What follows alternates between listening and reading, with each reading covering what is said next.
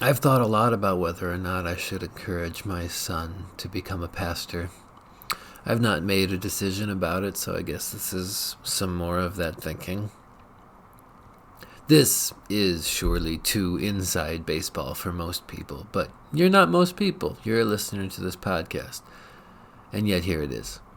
I have a last name that people recognize in our church body.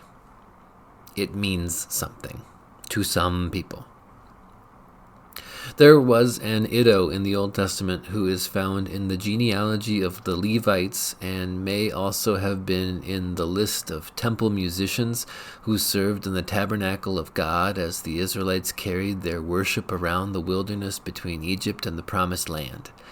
He seems to have had a prominent name. And not because there were 4 or 5 other Iddos in the Old Testament about whom I'm doing the sort of myopic and self-indulgent miniseries in my self-indulgent podcast. This Iddo came from somewhere noteworthy, came from noteworthy people, was noteworthy himself. May also have gone by another name, Adaya, so that he was known as well by either and by the connections people drew to either. And even though I haven't found much evidence for that last one, I can say that we know about this Iddo because of his family connections, which is what we call nepotism.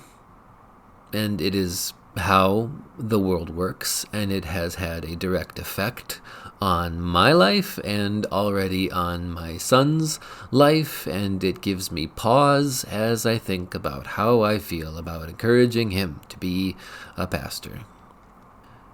If you're already inside the inside baseball of this topic so far, then you know about how your first conversation with another Wisconsin Synod Lutheran is usually about whom you mutually know, whom you're related to, in particular, at least in my case, which pastors you're related to. It's not quite nepotism, but it is a shortcut. I know people who know you is a shortcut to I know you. And if you are a pastor, I know people who know you feels like a shortcut to I know what kind of pastor you are. So if you're the son of a pastor who does a myopic and self-indulgent devotional podcast and you become a pastor, is it really fair that some people are going to take a shortcut and assume that you're myopic and self-indulgent? Even if they would characterize your father differently, more charitably than he would characterize himself. And they would call you the son of a pastor who does a pithy and poignant and vulnerable devotional podcast, and assume that you're a pithy, poignant, and vulnerable pastor. That would also not be fair, right? He's not me, this kid who might be a pastor, but he is my son. And whatever he decides to be, he can't unbe that.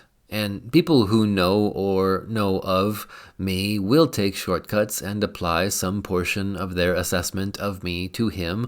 Oh, you're a pastor just like Dad, eh? Oh, why didn't you become a pastor like your dad? Except he won't be one like me, whether he is one at all or not. So maybe it won't bother him like it does me, because he's not me. Wouldn't that be nice? Maybe he won't care.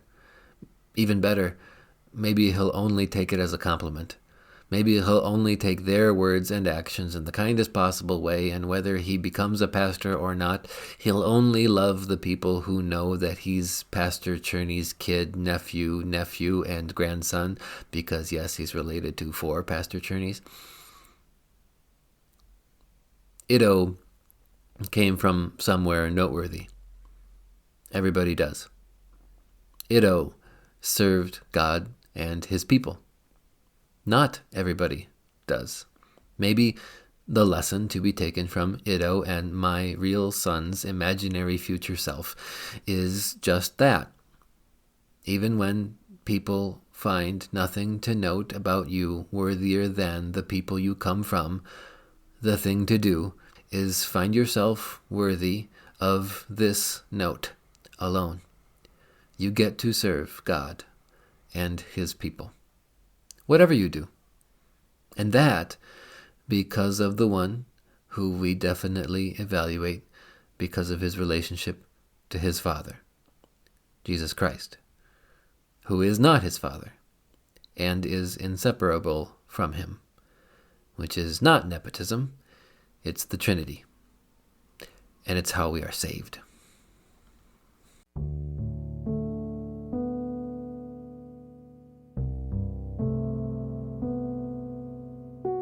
You and I are dust and breath, loved by God, bought by Jesus. This podcast is written and produced by me, Ethan Cherney, pastor of Bethel Lutheran Church in Menasha, Wisconsin, member of the Wisconsin Evangelical Lutheran Synod. Outro music arranged and performed by Mr. Peter Shawy, who is like the spring rains that water the earth.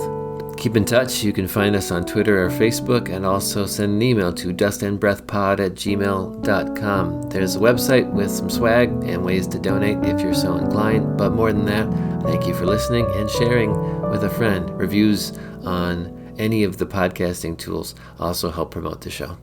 Now, go do what God called you to do. Be who God made you to be. See what God can do with dust and breath and faith in Jesus, his Son.